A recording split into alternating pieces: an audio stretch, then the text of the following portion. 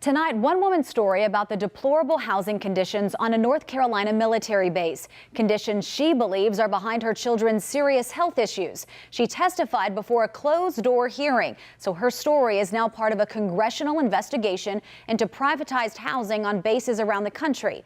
Now, for the first time on camera, she is sharing that story with you.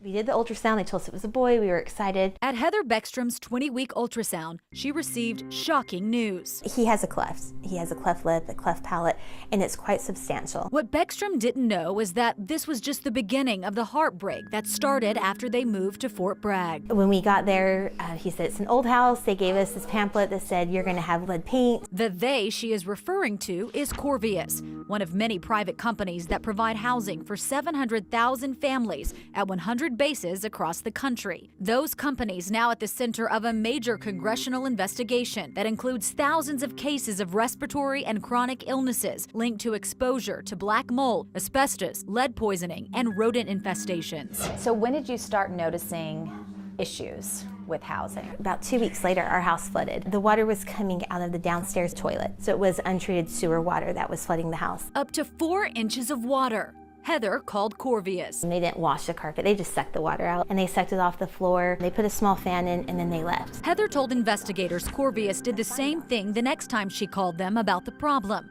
and the next, 7 times in less than 2 years. Looking back now, I should have asked, hey, are you going to sanitize it? All the unasked questions were about to haunt her. Heather's son Logan started complaining he didn't feel well. We made an appointment to bring him in, and they said it was allergies. It was a misdiagnosis that almost cost him his life. Logan had leukemia. And they said, well, his blood is so thin that we're basically waiting for his heart to stop. Heather also told Congress her daughter had been suffering from undiagnosed health issues which culminated in 2016, when her daughter suddenly dropped to the floor and began having a seizure. Heather began to think her children's health issues weren't just a coincidence. She started asking questions about that chronically overflowing toilet and the untreated sewer water. What did you learn later that was in that water? Sewer water has high levels of metal, which causes epilepsy and neurological issues. High levels of carcinogen would explain the cancer.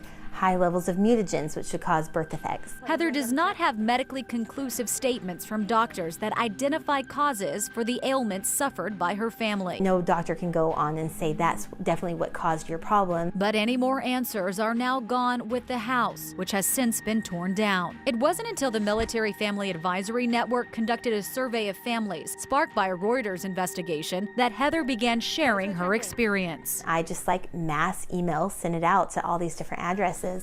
And I got a call from a senator's office the next morning. What do you think should happen now? My concern is, what are you going to do now for the long-term problems? Corvius has since apologized, saying, "We let down our residents." Coming up tomorrow, see what they plan on doing from here. I also visit another North Carolina military base and see firsthand what the military is doing now. That story tomorrow on NBC Charlotte at 6. For links to the initial reports and investigations, head to our website, WCNC.com.